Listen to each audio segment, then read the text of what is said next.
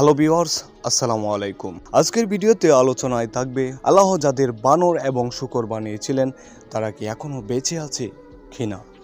তো ভিউয়ার্স, বিস্তারিত জানতে ভিডিওটি না টেনে পুরোপুরি দেখবেন।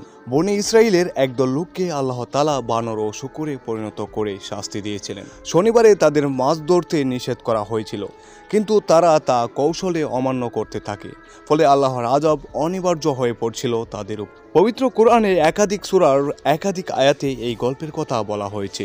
ঘটনার সংক্ষিপ্ত বর্ণনা ও প্রাসঙ্গিক আলোচনা এখানে তুলে ধরা হলো। ঘটনাটি আসলে কোথায় ঘটেছিল এ ব্যাপারে সুনির্দিষ্ট কোনো তথ্য পবিত্র কোরআনে বর্ণিত নেই। তবে একটু বলা হয়েছে, ঘটনা সাগর উপকূলে এবং সেখানকার বাসিন্দারা মাছ শিকার করে জীবিকা নির্বাহ করতেন। মুসাফিররা এ ব্যাপারে একাধিক জায়গার কথা বলে, তবে প্রসিদ্ধ মত হলো জায়গাটির নাম আইলা। লোহিত সাগরের তীরেই এটির অবস্থান।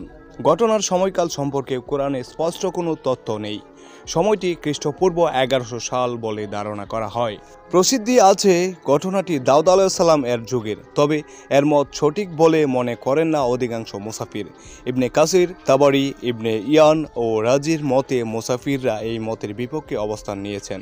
তারা মনে করেন ঘটনার সময় আইলা জনপদে কোনো নবী ছিলেন না, বরং ঘটনাটি ঘটেছিল মুসা আলাইহিস সালাম ও দাউদ আলাইহিস সালাম এর যুগের মাঝামাঝি সময়ে। কোরআনের বর্ণনা শৈলী থেকেই এই মতের পক্ষে প্রমাণ মেলে। ঘটনাটি ইসলামের ইতিহাসে আসহাবুস সাবথের গল্পে নামে পরিচিত। আরবি সাবত শব্দের অর্থ শনিবার।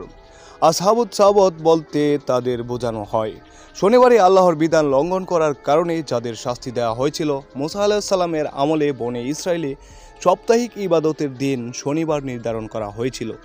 এদিনে তাদের ওপর বিভিন্ন বিধি নিষেধ আরোপ করা হয়। সেই ধারাবাহিকতায় এদিনে তাদের জন্য সাগর থেকে মাছ ধরাও নিষেধ ছিল। আল্লাহ তাআলা বলেন, তাদের আরও বলেছিলাম শনিবারে সীমা লঙ্ঘন করো না, এবং তাদের থেকে দৃঢ় ওয়াদা নিয়েছিলাম। সূরা নিসা 154 নম্বর আয়াত। সাগর উপকূলের জনপদ আইলার প্রায় সব মানুষই মাছ ধরে জীবিকা নির্বাহ করতেন। আল্লাহর বিধান হিসেবে তারা সপ্তাহের বাকি দিনগুলোতে মাছ ধরলেও শনিবারে আল্লাহর ইবাদত করতেন। এক সময় আল্লাহ তাদের পরীক্ষায় ফেলেন। শনিবারে মাছ শিকার না করার কারণে দেখা গেল বিপুল পরিমাণ মাছ সমুদ্রের তীরে এসে জড়ো হতে থাকে, ফলে কিছু অবাধ্য মানুষের পক্ষে লোভ সামলানো কঠিন হয়ে পড়ে এবং তারা মাছ ধরতে কৌশলের আশ্রয় নেয়। শুক্রবারে জাল ফেলে বা গর্ত করে রাখত তারা। শনিবারে মাছ এসে সেই জালে বা গর্তে আটকে গেলে রোববারে এসে তারা তা শিকার করে নিত। পরে দেখা গেল অনেকে শনিবারে প্রকাশ্যে মাছ ধরতে লাগলো। এটি ছিল সরাসরি আল্লাহর বিধানের লঙ্ঘন। পবিত্র কোরআনে আল্লাহ তাআলা বলেন, আর তাদের সাগর তীরের লোকজনদের ব্যাপারে জিজ্ঞেস করো, যখন তারা শনিবারে সীমা লঙ্ঘন করত, যখন শনিবার পালনের দিন মাছ তাদের সামনে এসে পানিতে ভাসত, তবে যেদিন তারা শনিবার পালন করত না সেদিন তা তাদের কাছে আসতো না। এভাবেই আমরা তাদের পরীক্ষা করলাম, কারণ তারা অবাধ্যতায় লিপ্ত ছিল। সূরা আরাফ 163 নম্বর আয়াত। তাছাড়া আল্লাহর আযাব এলো যেভাবে। এ সময় আইলায় 3 ধরনের লোক ছিল। 1, অবাধ্যতার সঙ্গে যুক্ত। 2, অবাধ্যতার সঙ্গে যুক্ত নয় এবং অবাধ্যতার নিষেধও করত না, বরং নিষেধকারীদের বাধা দিত। 3, অবাধ্যতার সঙ্গে যুক্ত নয় এবং অবাধ্যদের নিষেধ করত। এই 3 দলের কথা তুলে ধরে আল্লাহ তাআলা বলেন, আর স্মরণ করো যখন তাদের একদল বলেছিল, আল্লাহ যাদের ধ্বংস করবেন কিংবা কঠোর শাস্তি দেবেন তোমরা তাদের সদুপদেশ দাও কেন। তারা বলেছিল, তোমাদের প্রতিপালকের কাছে দায় মুক্তির জন্য এবং যাতে তারা সমাধান হয় এই জন্য। সূরা আরাফ 164 নম্বর আয়াত। সমাজের ভালো মানুষগুলোর কথাও যখন অবাধ্যরা শুনল না, তখন আল্লাহ তাদের প্রতি ভীষণ ক্ষুব্ধ হলেন এবং কঠিন সাজা দিলেন, তাদের বানর ও শূকরে পরিণত করলেন। আল্লাহ তাআলা বলেন, তোমাদের মধ্যে যারা শনিবার সম্পর্কে সীমা লঙ্ঘন করেছিল তাদের তোমরা অবশ্যই চেনো। আমি তাদের বলেছিলাম, তোমরা ঘৃণিত বানরে পরিণত হও, যাকে আল্লাহ তাআলা লানত করেছেন এবং যার প্রতি ক্রোধান্বিত হয়েছেন, আর যাদের কাউকে তিনি বানর ও কাউকে শূকর বানিয়েছেন। সূরা মায়দা 60 নম্বর আয়াত। কিছু আয়াতে শুধু বানর বানানোর কথা এলেও একটি আয়াতে শূকর বানিয়ে দেওয়ার কথাও এসেছে।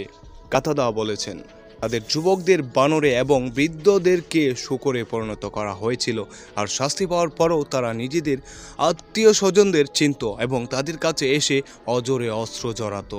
তাফসিরের জাকারিয়াতে এই তথ্য বলা হয়েছে।